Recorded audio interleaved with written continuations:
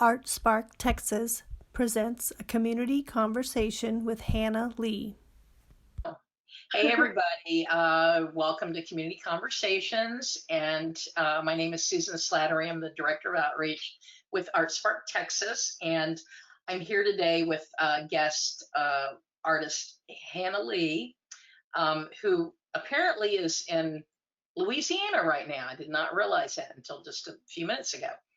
And also have Jerry Slayton here, who's our new media program manager. And April Sullivan, who's also with ArtSpark, is with us too. She's our artworks director. And we're going to have a portrait drawing activity. Hannah's going to lead us in that, approximately that, because Hannah's going to talk about her art and what she does and how she does it. And I just wanted to remind people to visit our artsparktx.org website. Sign up if you want to be on the list for more community conversations. And with that, I'm going to turn things over to Jerry, who's going to introduce our guest, Hannah. Okay, thank you, Susan, so much. We appreciate everyone joining us and all those viewing online as well. I've known Hannah for probably about five and a half years now. And what I have to say from an educator perspective is that Hannah knows her chops. She's highly technical and has a broad spectrum of ability, as I think you're going to see in her work. She's going to show us some of the new work that she's working on, but also some of her older work. Hannah has a way of mastering technique, I think, faster than most of us. So it's good to learn from people that are maybe more proficient than we are at the moment. So I'm going to turn it over to Hannah and let her walk us through some of her work, but also this strange human face that we all try to draw and maybe struggle with at times, as I do. So Hannah, take it away. Thanks, Jerry. You are incredibly proficient in a lot of things that I am not. Yeah, so the portrait is conveniently one of my favorite things to draw. So I do think I'm a bit qualified to run through that. So that's good. But yeah, I would love to show you some of the work that I've been doing, and I'm going to screen share. I'm actually going to go to my website because I recently updated it, so that might be the best place to go. Let's see here. I am a painter and printmaker. So I didn't have a press during COVID, and I had not heard of them until all of this, and I was doing my research trying to figure out how to make prints at home, and I learned about a jelly plate. Y'all might be familiar with those, but I made some of my own jelly plates. It was just easier to get the right firmness that I wanted. But these are individual prints that I put up together. I ended up liking the way they looked. I felt like they weirdly looked like they were commemorating this year with empathy and hopefully compassion and honesty.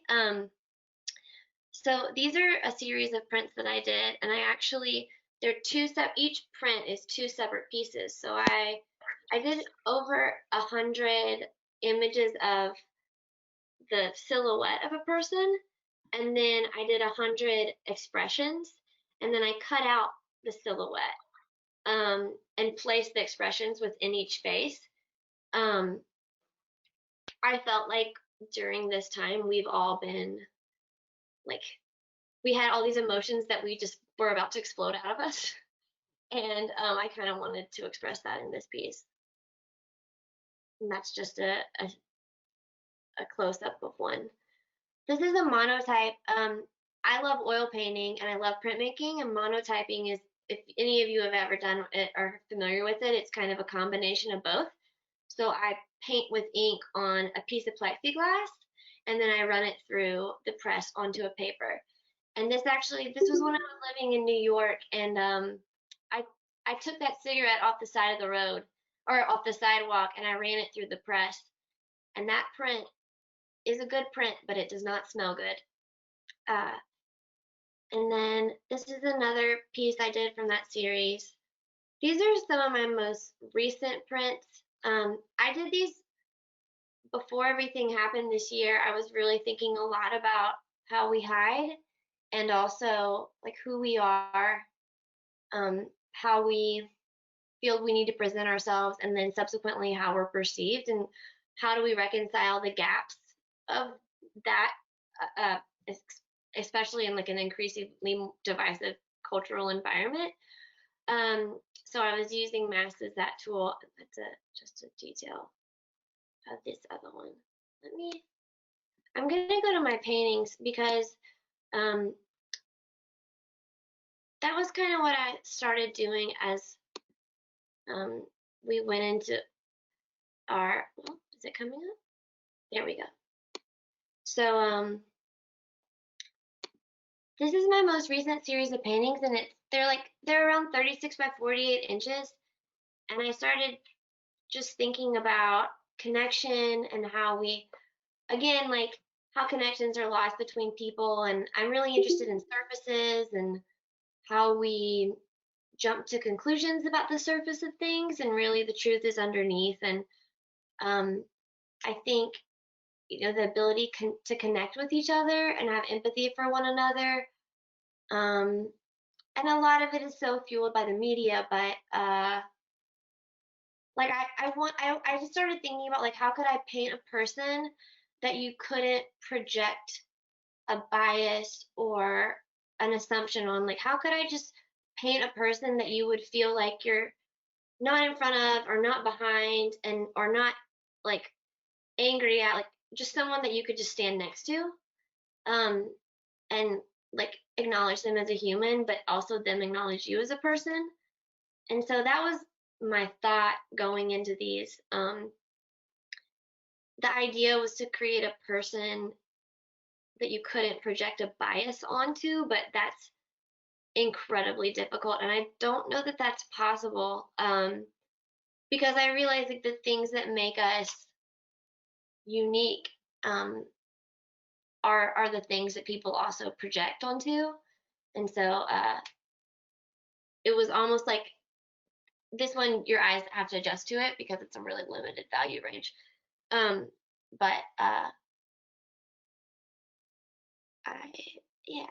And I wasn't thinking about this at all while I made them, but I've like in the past week had several people say that they are very sci-fi. And I like couldn't know less about like that genre of things. But I was really, really intrigued by it. And even I just watched the Lord of the Rings series, and even is it Gollum? Like he's presented as like this slightly inhuman thing, and he's bald and is a bit discolored, and figures are strange.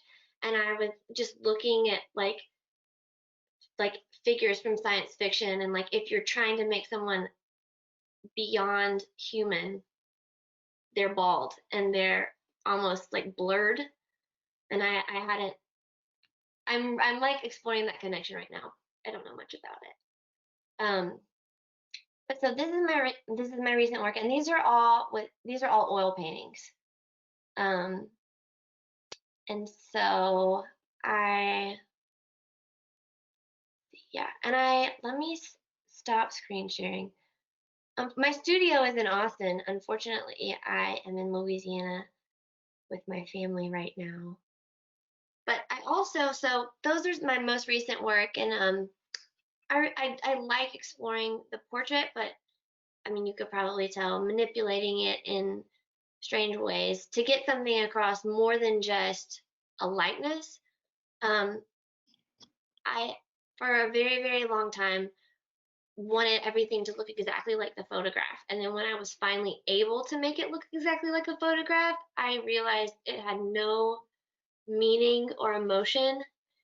And I've come to learn that the most important thing is capturing the energy of a person, or how they make you feel. And so as we go through like drawing a portrait, try not to be too hard on yourself on I want this to look exactly like this person that I want it to look like. Because if you're way more focused on the way they make you feel, I think your hand and your mind work together and something happens, and it may not look like them, but you feel them.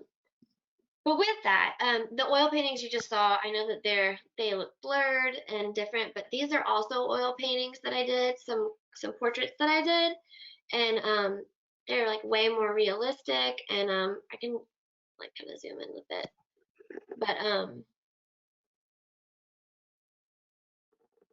and this actually like has so many colors in it, but I actually used a limited palette of just 3 colors.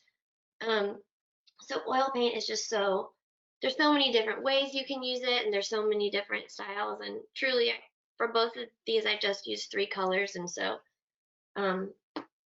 using unusual colors in your portraits, or I like to use complementary colors. I think that always turns out really nice. So if you do choose to like take this portrait that you draw and then paint it, I would get ambitious and with your color choices. Don't try to make it exactly like it is. But that's my work. And if you have any questions, or we can just hop right into drawing. Go ahead, Colin. Oh, okay. I actually, I find your most recent work super compelling, Yeah. and also I'm so intrigued by it, and I also don't want to look at it. Do you know what I mean? Like, I find them disturbing in a really good way, but Yeah. I'm also, and then so I keep revisiting them on like Instagram and things. But I'm wondering if you are painting kind of the blur as you go, or if you paint them with accuracy and then you kind of blur on top of it. I was just curious about your Yeah. layering. So I actually started, I mean, I did a ton of studies before I started doing the larger ones. And when I was working smaller, I could paint a really detailed one and then blur it all at once before it dried. But right now I'm working on one in my studio that is like 7 by 8 feet, and I can't I can't paint it all and blur it before it's dry. So I'm learning now to do it in layers, which actually I think is better. I think just if you're using oil, the more layer you have, the more depth the person, especially, well, with any painting, but the more depth the painting has. And especially when you're drawing people, like the more layers you have, the more depth the person has. And I think that the layers make them more human. But I will say, like, I'm still figuring out the best way to layer and blur. But I have learned to not use cobalt blue if you're doing that technique, because it dries so fast. That's fine. Well, it's a phenomenal series. Thank you. And I actually really appreciate what you said about like the not wanting to look at it. I'm very, very into like paradox and how it can be one thing but can also feel like another. And holding those things simultaneously it's uncomfortable for us, for anyone. And I want my work to feel that way, where you I think too, work that holds you in that way. And I would never claim that my own work personally does it, but I'm flattered that you say that you feel that. That I think work that aims to like hold both of those things can be really. I think if you're making work that's you want it to say something, it can't be too aggressive and it can't be too like timid. It needs to be something true in a way where you can it just has to be both. I guess, and I think it's really tricky, so I appreciate that you saw that. Absolutely. I can totally empathize with Collie's reaction as well. Kind of, it's like almost a push me, pull me to look at, because I immediately thought about like Francis Bacon's the work, that kind of reminded me of wanting to look, but then having this almost fear to look at some of those images like that. But I had no idea your pieces were so large. I love that though. Thank That's you. Yeah. great. Well, Yeah. during like COVID, I was working so small, just because of space, and now it's like, all right, let's get it as big as it'll fit in my studio. Yeah, I'm so I'm actually should get way better at it, but I'm pretty terrible at talking about my work. It makes me, it's like you're talking about this part of yourself that you, but I also I want you to look at them and think like I see myself in that person, but then also almost feel like, oh gosh, I'm uncomfortable that I see myself in that person. And I also have, I think Jerry and I have talked about this before as well. I'm interested in like, yeah, the way someone makes you feel. And so how do you paint the memory of a person? Um, and I think that blurring, that's something also in if any, if in any of your work. I think there's so many techniques that allude to a feeling. I think blurring, it really feels more like a memory. And I think encaustic can really push something towards a memory if if it's used well. And I would actually, some of my prints, I would actually like to mount them to panel and put them beneath wax, because I think that it would really push what you want to say. And all of my work, I start from what do I want to say, and then I figure out what the image would be. So That's a good place to start. yeah, Yeah. I think a lot of people will be like, "What's the most important part of your process?"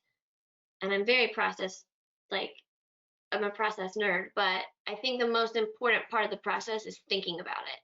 And the most important, I mean, I'll think about a painting for a really long time before I do it, because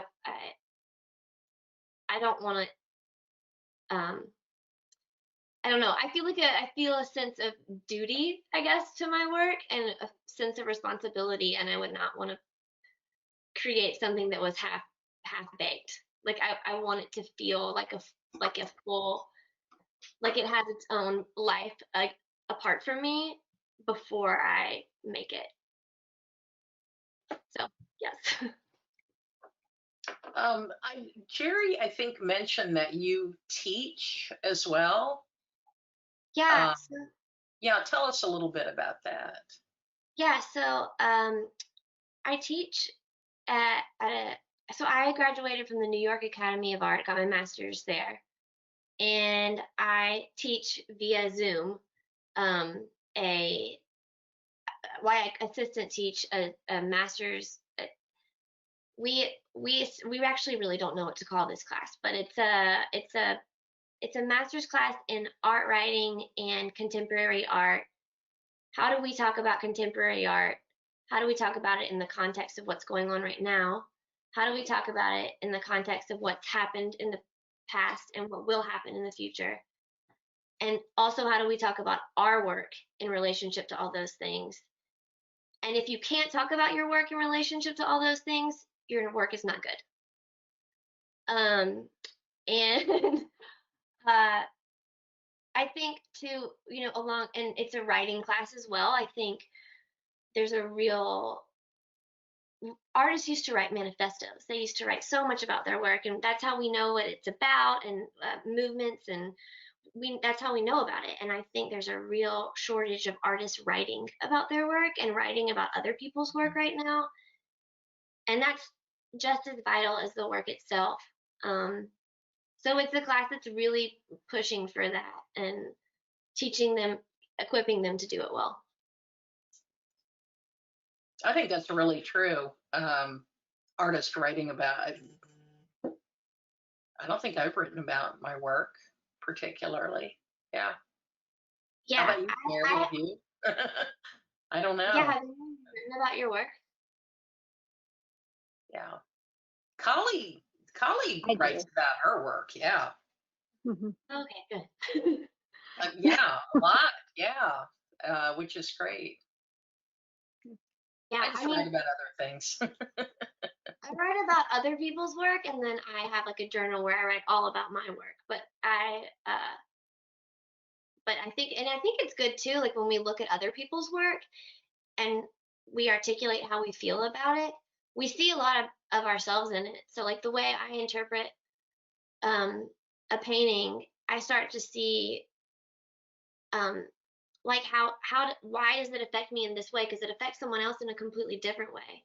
So I've learned a lot about what I want to say through my work by seeing what I get from other people's work.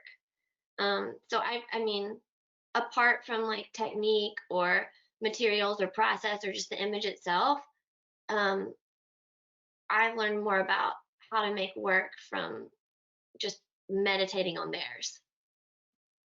Yeah, I think that's a good point about the communication in art, right? You want to find those artists that you feel like are good communicators and borrow those ideas, right? Right. Or think And about you them. know, I tell you I teach this class, but I'm pretty sure I started it with I'm terrible at talking about my work. So it's really difficult to do. Well, I think you're doing a good job of it. So, Thank you.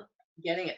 I'm curious, going back, I'm like bouncing around here, going back to your, the two oil portraits you shared. You Yeah. said you used 3 colors.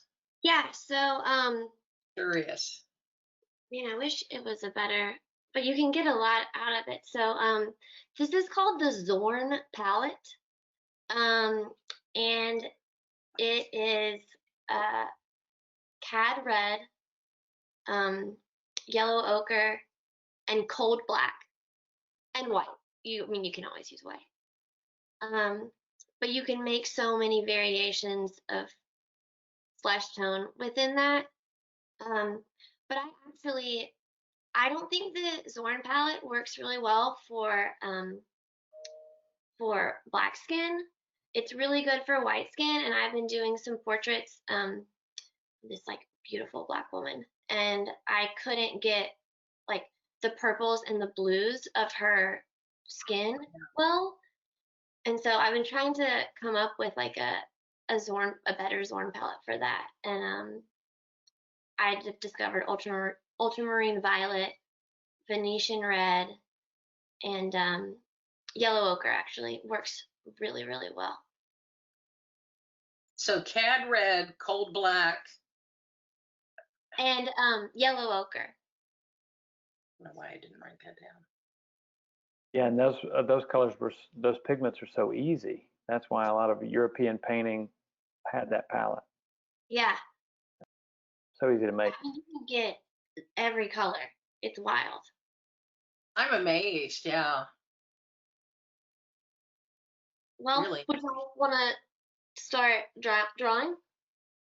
Yeah. Okay. Which pencil do you want? Alrighty.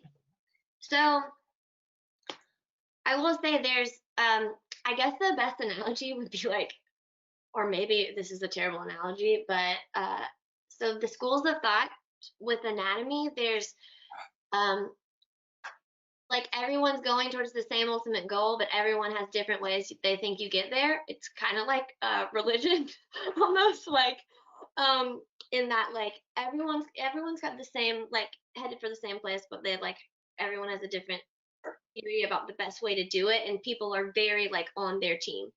Um, and I think I was trying to figure out the best way to present this portrait, but honestly, um, I've kind of taken all of the different approaches and combined it into what I think is easiest. So, um, if you wanted to look at more after I show you this on um, like really good ways to approach laying out the face, I think the best guy is Loomis. He's an illustrator actually, but illustrators are always the best at like breaking down anatomy into a really successful, like flawless plan.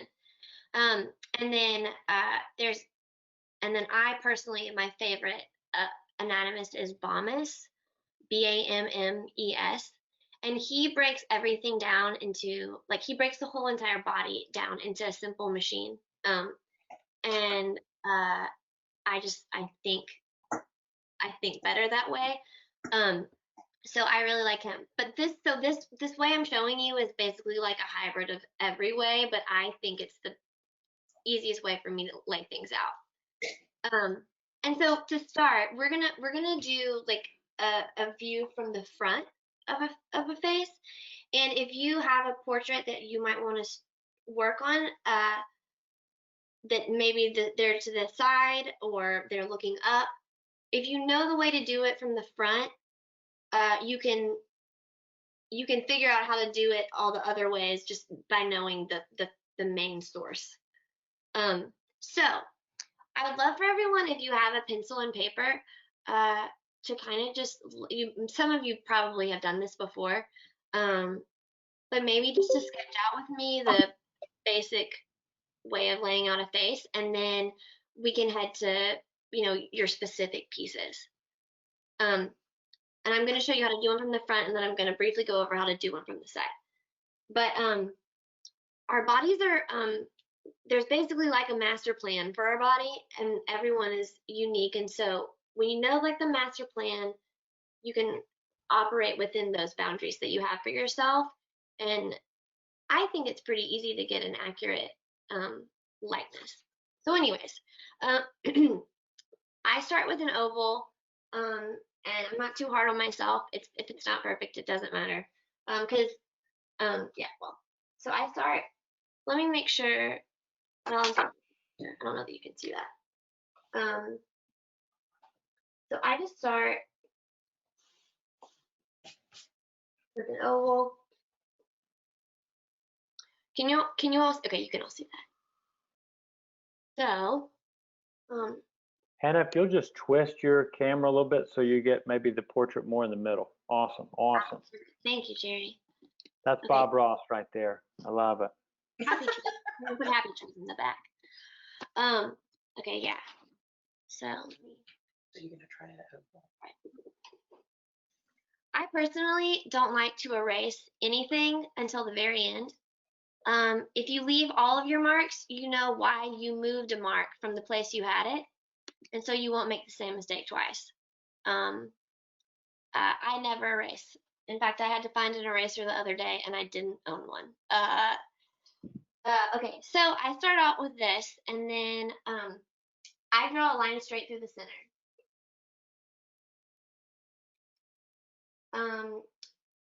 This line is where your eyes are going to be. I think that this is like a common mistake with portrait drawing. People put the eyes like way up here, but they are in the center of your face, and it might look weird at first because I do the hair last, but it will look like a normal human. So I do a line through there, and that's going to be where the eyes are. And then you want to do a line through the center. And if the face is to the side, the line is not going to be in the center of your piece. What you're doing is you're putting the center of your front plane of your face. So if you're looking at someone from the front, it's going to be straight down the middle. So, and if you have any questions, please shout out anything. So this is the front plane of the face, and this is the middle. And this is where the eye is going to be. So the middle is where the eye is going to be. Then I make a mark in the middle of where the eyes are and the chin. Sometimes I make a little, figure out where it is.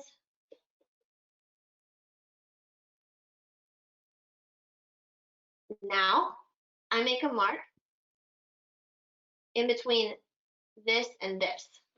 So it's going to be around right here.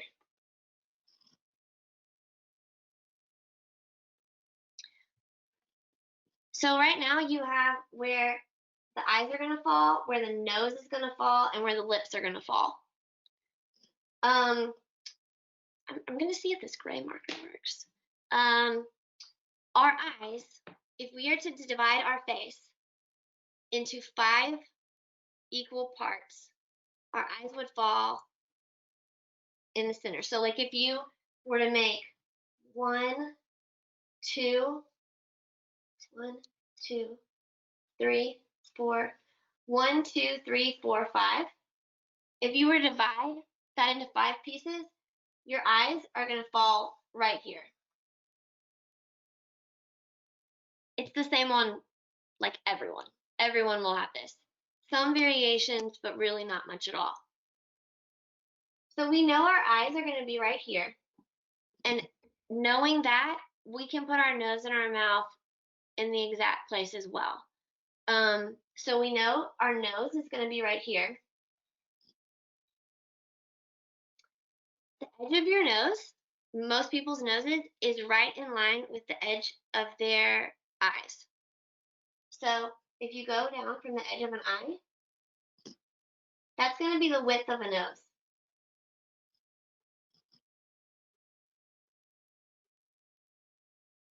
All right, now we can do our lips. We know our lips are going to be right here. And I will say the lips is the only part where the line I feel can change. When I'm looking at a specific person, sometimes their lips are going to fall where the bottom of the lip might be at this line, or where the middle, or even where the top is.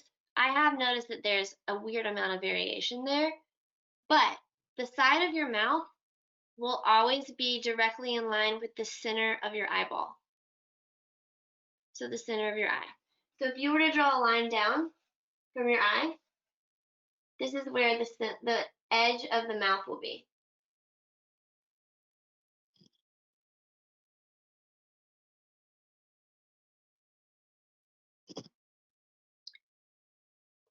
All right. I know this is like a very poorly drawn sketch, but I think it's good to start with like the very, very basics, and then I can kind of go in and show you the intricacies of each individual feature. All right. Another thing that will always be the same. I've got ears that stick out pretty well, so they'll be a good example. The top of your ears is always in line with your brow, and the bottom of your ear is always in line with the bottom of your nose. So you can come up from here and you can know this is where the ear will be. This is where the ear will be. As you get older, your ears get a lot bigger. So if you're drawing a person of someone older, their ears are going to be much larger. Normally, it's down at the bottom. And then, okay, so we have that. Now, I know this looks a little bizarre, but when you add in the hair, it does not look as crazy. So the hair,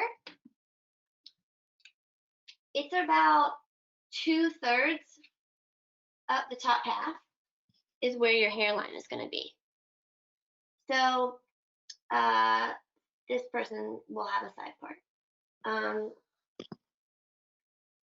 But the hair is going to start around there, and our hair obviously comes up above our skull. So the hair is going to go above the oval that you initially drew.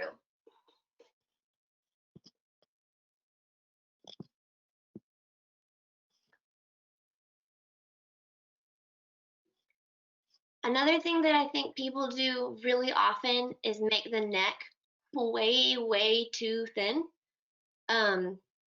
Female necks are a bit more slender, I mean, not everyone, but for the most part. But I think the best place to put in a neck, if you're I mean, you can make up a face from your imagination if you know this formula. So I think the best place to kind of put that is right where the ear is. I come in just a little bit from the ear. And I know that looks huge, but that's accurate. Once I get this laid out, I start looking at the contour of their face. So I'll come from here and I'll come from like the center of the ear after I have all these things laid out. And I'll start really I'll go from the center of the ear to, and you can see on my face, I have a slope here. So the side of my jaw, I have a slant that comes from about here to right at my lips. So that's something that most people are gonna have. It's gonna be pretty accurate. I know that my jaw is gonna come out. So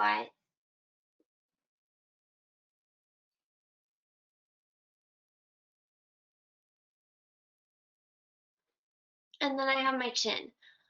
Chins are pretty different as well. But for the most part, they're about the width of the lips. A little bit more narrow or a little bit wider. Men have normally wider jaws. Men also normally have a bit of a longer face.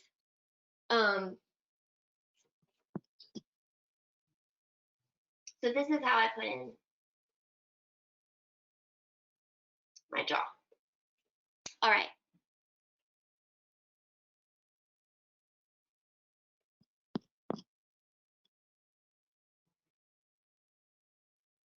All right. Let's talk about defining the features just a little bit more. And I'm gonna, is everyone able to read this okay, or is it just total chaos? Pretty clear. Okay. Jesse, did you have a question? I saw you with your hand up. Oh, okay. Signaling. Oh, it was great. Yeah. Oh, okay, thank you. Yeah, so, all right. For the eyes, a common mistake. The eyes, our eye sockets, actually, I wish I had a skull here. It's so much easier to understand what's going on top if you know what's going on underneath. The space for our eyes, our sockets, are way bigger than we think when we're drawing, but our actual eye is much smaller than we think. I think people make the eyes way too big. It's a common mistake, and we all look like anime. So, what I would say is like you're probably going to be tempted to make the eyes too big and fight it. So your brow, we have our brows. I like to put, here's my line here. I like to put the brow just a bit above the line. And for a female, I guess I'm doing a female because I'm making this chick up. For a female, I like to put in the brows with a like a angled line. For men, most of the time, if I'm just sketching in a brow, I'm gonna do like almost a straight across line. Yeah, so men's brow bones are, first of all, females, like, we do all kinds of crazy things to our eyebrows, but men's brow bones are much stronger, and females' foreheads are much flatter and smoother, and it's just the angle of the brow of a man is going to be much more straight across. All right, so we know that's where our brow is going to be. I'm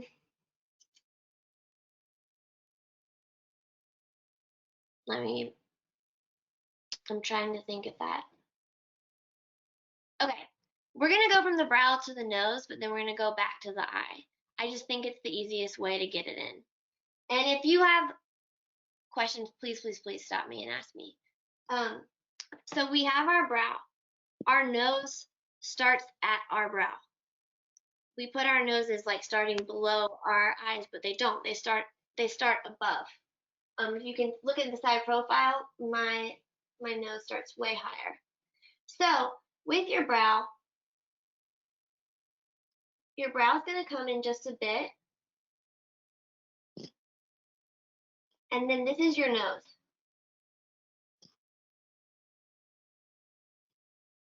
It starts above where your eyes are going to be. And the easiest way to draw, I wish I had another. Okay, here's a. The easiest way to mark in the nose, because I feel like people are like, noses are the hardest thing in the world to draw, and they really are pretty difficult. But the easiest way to block in the nose is just to do parentheses with like a little wavy dash in between. That's how I mark out my noses. And we've already established where the edge of your nose is going to be. It's going to be right at the edge of your eyeballs.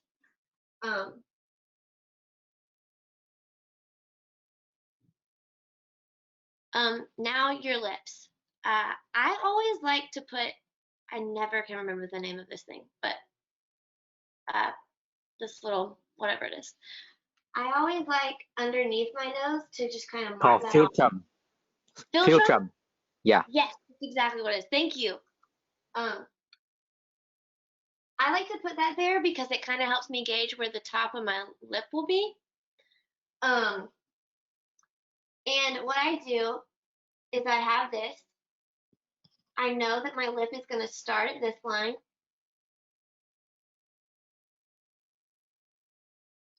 Get the top of my lip in there.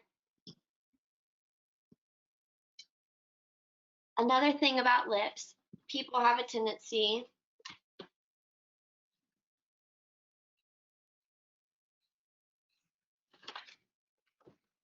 to do this, which isn't awful, but a better way,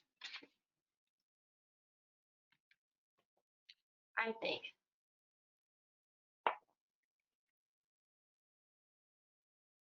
Can you all see that? Okay.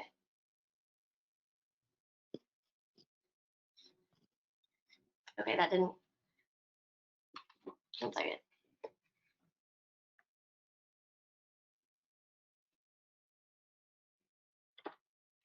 A better way, I think, is this way.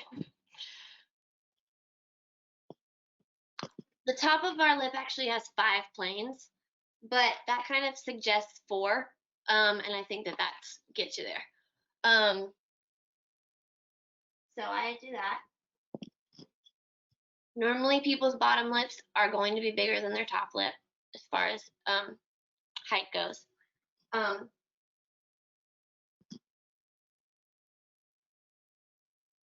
I always like to put this mark. This mark is going to show up even if someone's face is like blasted with a flash.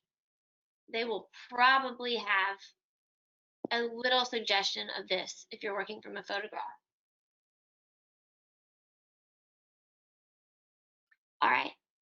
I know I did not go back up to the eyes, but let's do it. So the eyes, we have, I think it's good to put in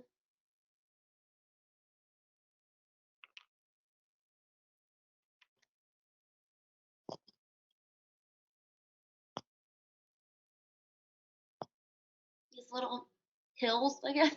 But that's going to be where your brow bone goes in and your lid meet.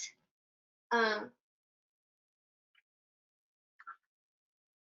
me adjust my. All right. Your eye. I like to start. Okay. Your eye.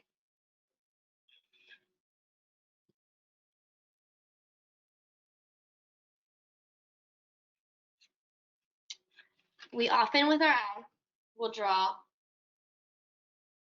just like this. But it is better to draw the eye with 3 marks.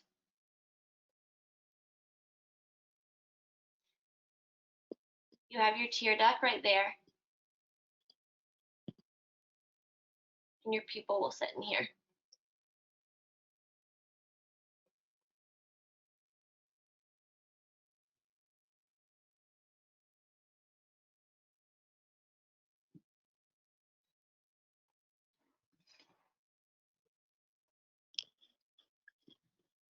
Female eye sockets tend to be a bit more oval and soft. Men's tend to be more square. In general, when you're doing a portrait of a man, it will be a bit more planar, and female will have really smooth edges. So if you're doing a portrait of like your little girl and you're like, this looks like a Lego, the chances are you need to soften your edges. So anyway, let me get my eyes in.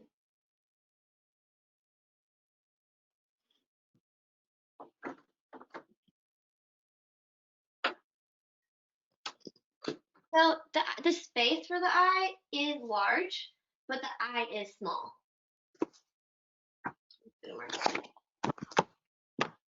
And then we're gonna have our under eye.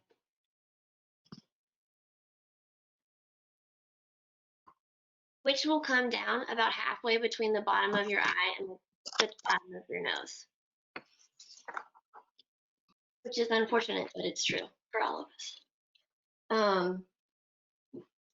So this is the basic outline of the face. I think a lot of the variation is gonna come in the lips, the angle of the nose. So if I had, you know, a cute button nose, I would be able to see more of the bottom of my nose. And if I had more of a Greek nose,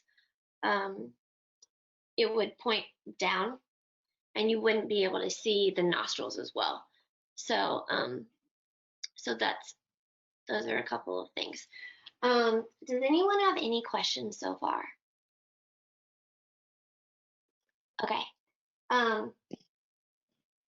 You know what? Let me put this in really quick. The shoulders actually go up much higher than you think.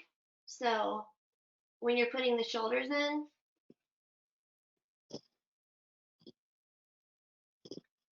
I think a lot of people have a tendency to do this. And that's not right. Don't you dare do that. And then you can, once you have the shoulders in, you can kind of, you know, if you're making it up, you can put it behind, or you can maybe put some going over.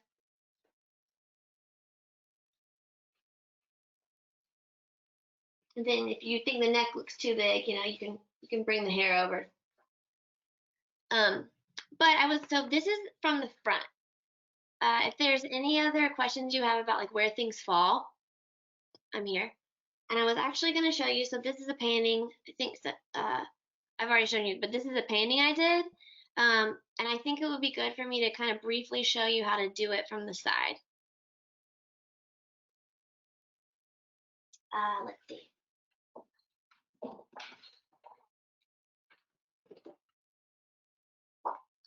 So knowing what we know about it, having it from the front. Well, shoot, I probably need a place to.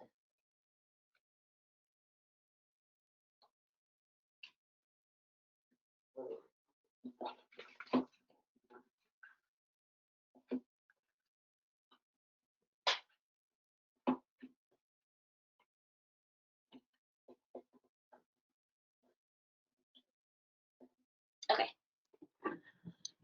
Let me get it where you can see her. Okay. All right. So as I said before, when we draw an oval, which we would draw an oval again here.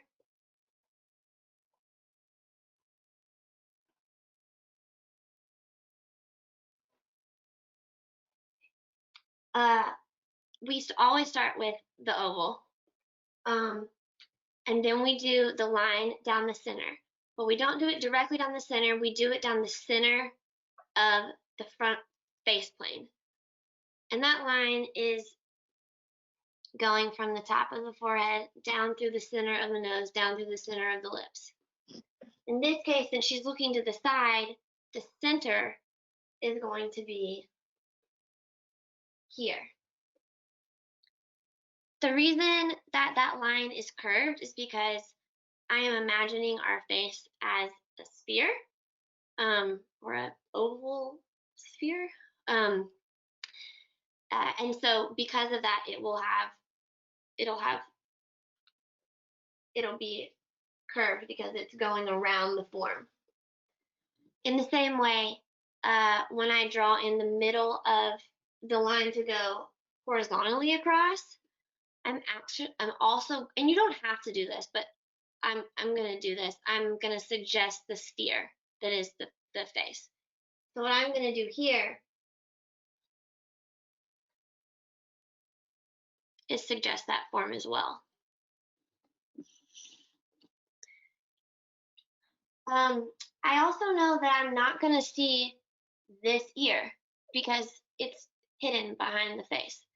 And I know I'm going to see more of this face plane than I originally intended. So instead of the ear poking out like the very side, I know this ear is actually going to be a little bit more into the oval. Does that make sense? Okay. So we know where everything goes. We know that we can put a line here, and actually in this one, just so you can see it better, I'm going to do a mark. I do my mark. I know that's where the nose is going to be. I do my mark from the, so this mark is in between the center and the chin, and now I'm going to do a mark in between the nose and the chin. And I know where everything's going to fall. Our nose is not going to be at the center, so we're really only going to see one nostril more than the other. So what I'm going to do is I'm going to start with the brow.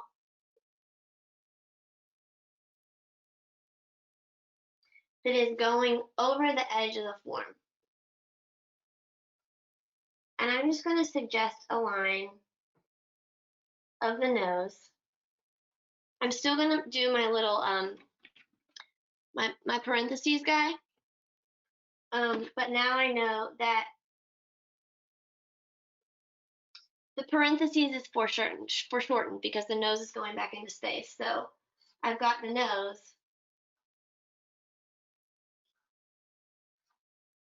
And now, so instead of the nose being, it's tilted this way. So I've got the nose. I'm going to put in this brow bone also. So I'm hopping around a bit. I'm going to put that little fulcrum in again. Thank you. And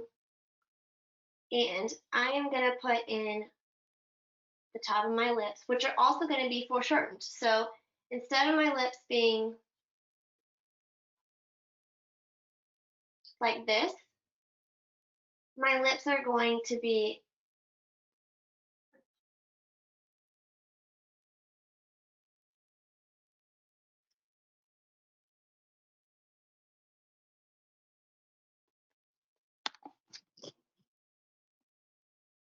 like that.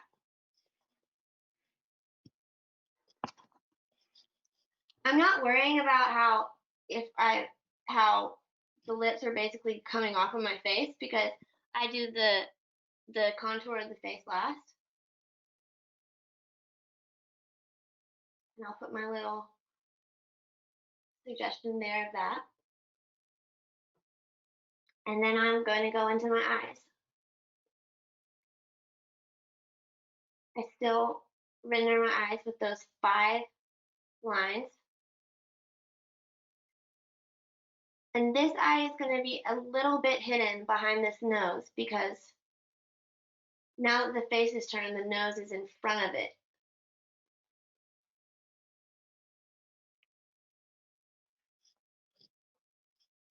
And we don't have time to do perspective, and so that's a little bit tricky and obviously has something to do with the way the face is turning. Can you show again what the 5 lines are for the eye? So Can you see up here? Yeah. Yeah. So I like to do a line like that, 2 lines. Mm-hmm. And then I like to do a line like that.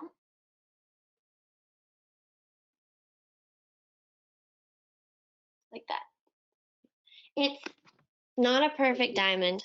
Yeah. And then this is going to be where your tear duct is. And then your eyeball is going to sit within this.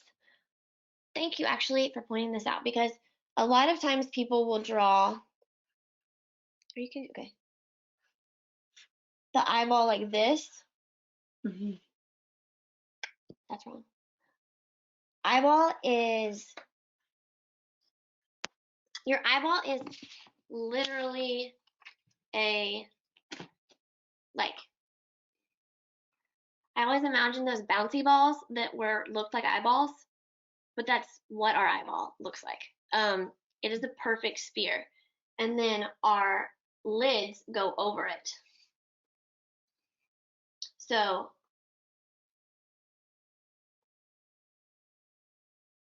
we're only going to see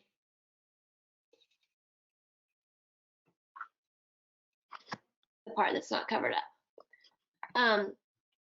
But yeah, so we have that. And this is actually a thing where you can kind of see the brow bone a bit more. So our brow bone is going to start from that brow and go up. We haven't completely established the hairline yet, so I just kind of leave that off. This goes in right here. And why does it go in? Because that's where our eye socket is. It's literally a socket. It's a hole in our skull. So it's a natural cavity. So that's going to go in. And then it's going to come back out. Then that line that I showed you for our jaw, we still have that going down.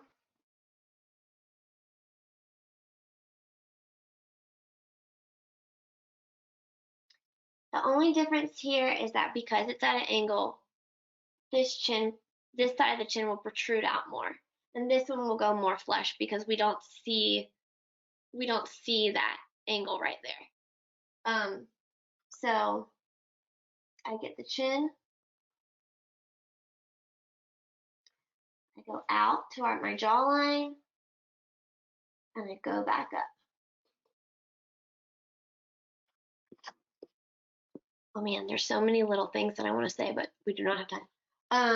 Okay, so right here, we know our ear, the bottom of it is at the bottom of the nose, the top of it is at our brow.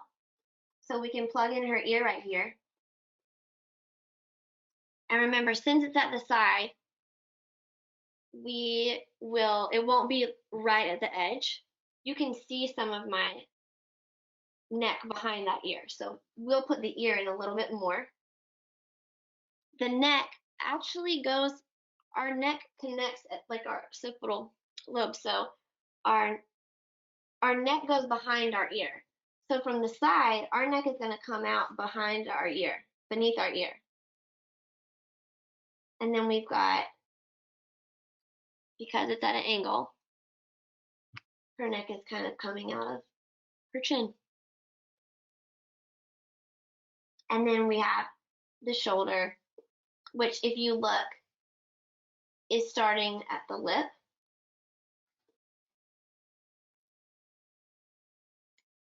And going out. And then going down. And then the hair, which we know starts about 2/3 up. And we know it's going to go above her skull. So she's got a middle part. I'm going around. I'm going to give her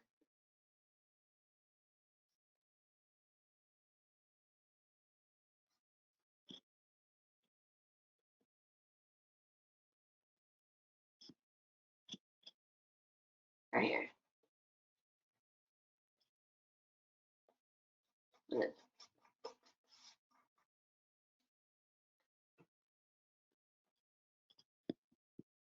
Let's see.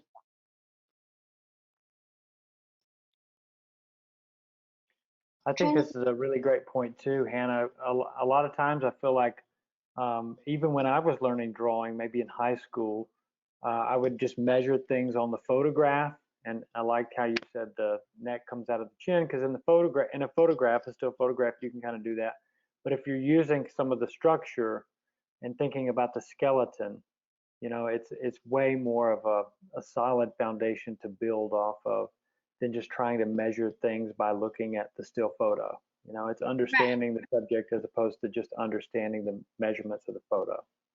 Absolutely. I think it's like, we can, for the most part, we can all kind of wing draw on a table.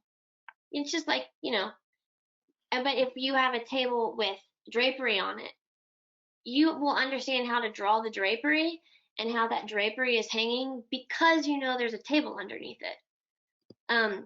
So it's the same with the human body. There's other things like our jawbone. So like right here, you could put in a jawbone. You know that because well, if like when the skull, you can see like, oh, well, no wonder that like our cheekbones would be here and then we would have a gap right here because that connects to our mandible. Because the way the face is going to be. One thing I'll say, if you were like, I have no idea where in the world I'm supposed to put this on a drawing, this works for everything across the board. It's called triangulating, figuring out where something is in relationship to something else. And that's kind of the idea with like the shoulders coming out of the chin. But yeah, if you have no idea where, like if you have no idea where, because this side of the jaw, I always feel like that can be kind of tricky sometimes, how this is falling. So I will find, instead of saying like, okay, well now I'm gonna draw the jaw now, I think,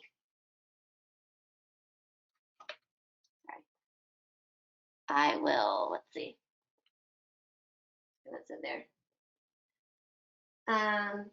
I'll break it up into a bunch of different lines, and they're each their own independent mark.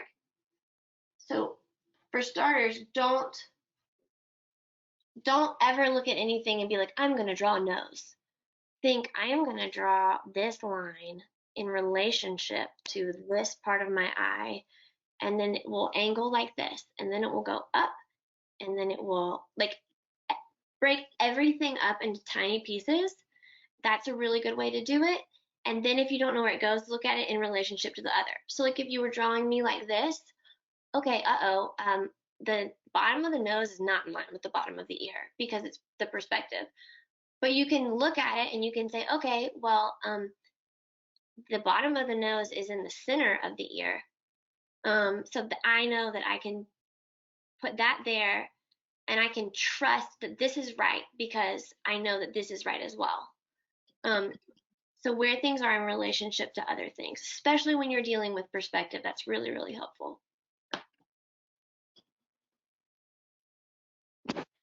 But if you kind of got the vibe for it, you could take a photograph and you could lay this out exactly. Like you don't even have to have the photograph, like put your photograph up.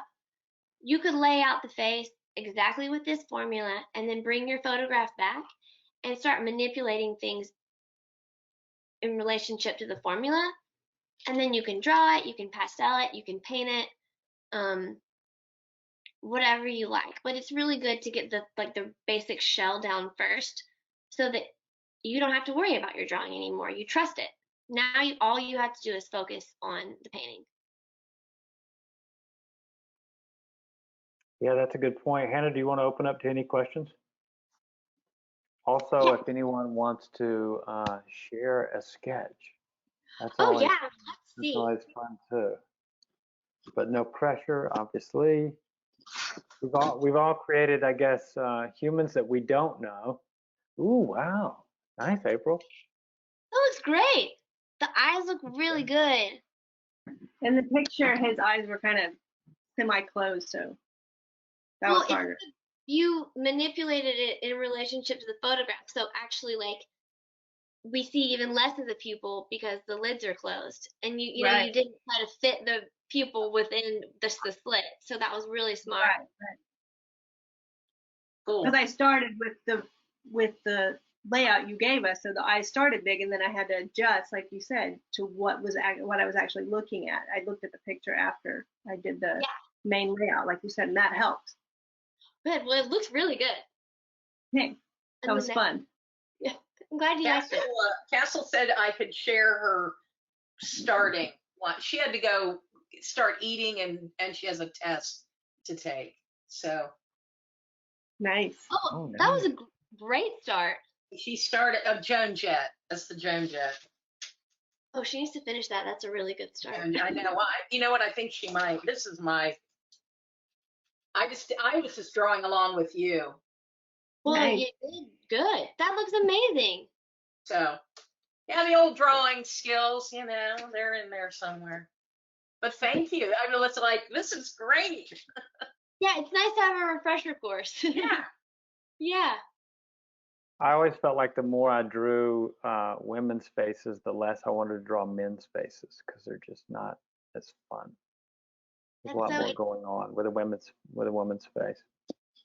it's so interesting people's the way their hand moves that naturally will like lean towards something else. I much more prefer a more masculine line, and all of my women I draw end up looking like men because that's just like it just starts happening that way.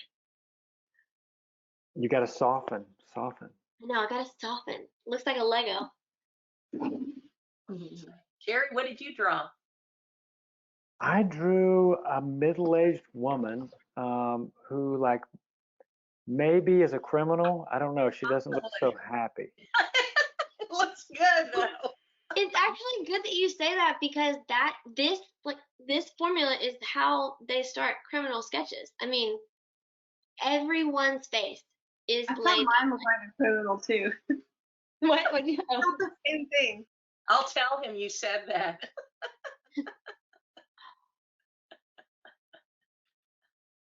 Anyone else have any questions or want to share? I'll Hey, show mine, but mine's a mugshot kind of also. So, Oh, That's great. yeah. oh, Okay, so I will say this, and I've noticed it on everyone's, but it's a mistake of my own. The chin, often on the formula that I've shown you, the chin will often extend past Bring it down. that formula.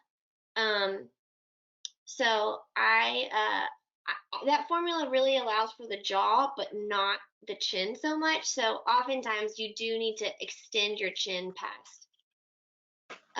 But yeah, I lowered mine a little, but probably more, huh? Give it more. yeah, maybe just a bit more. And that's another I'll thing keep you can do playing. if you don't know the distance from, like, how much longer should it go down. You can look at another part of your face where you're like, oh, I really feel like the distance from here to here is working. So this is why I do it all the time. So here, the distance from here to here is working. So if I put that exact same distance right here, oh, it needs to be the distance of this plus some. Does that make sense? Okay, that's how I figure those things out. I want to see Kelly's. Oh, I didn't bring a photo, so I was following along with yours and Oh, that looks really good. have my notes That looks with it. great. Y'all did really good. I'm noticing with our shallow chins, we get that young child look, right? Because Mhm. young children are kind of more spread across their face, or more focused, I'm sorry, and their faces are big. That's also with the they actually do it in animation. So children, their eyes are bigger in proportion to the rest of their face, and a child is much more approachable and kinder looking, just in general. Like that's we approach them with more compassion. So if someone's drawing a character or a person that you want to have compassion for, or that you want to feel is like cute or approachable, they will always make the eyes bigger because our minds respond to bigger eyes with like love and care. Interesting. Yes. Wow. Okay. Well, I guess we must close out and bid you adieu, unless Jesse's gonna share. God, I feel so on the spot. I drew in my mind. I was learning. So I had, I'd seen, I'd read this before years ago, and I just was amazed. I just was like amazed when the first time I saw it. And now that I see someone actually, a real artist do it, I'm just in awe of this. So thanks. Well, yeah, and honestly, if you look into the whole rest of the body, our whole entire body is lined up this way, where so many things are in relationship to other things. It's unbelievable, like the way our bodies are orchestrated. And there's so many forms. It's always will sweep into other forms and will always line up with other forms. It's really, you can go down a rabbit hole. If you thought that was interesting, you can really go down a rabbit hole with it. Right on. Thanks. All right. Well, thank you so much, Hannah. Yeah, thank you so much for having me. This was a lot of fun. You're a great teacher. Yeah, Thank you. seriously, that Thank was you. really cool. Thank you. Anyway, I guess we'll have to bid you adieu and everyone else. And if you all have feedback, send me an email, outreach@artsparktx.org.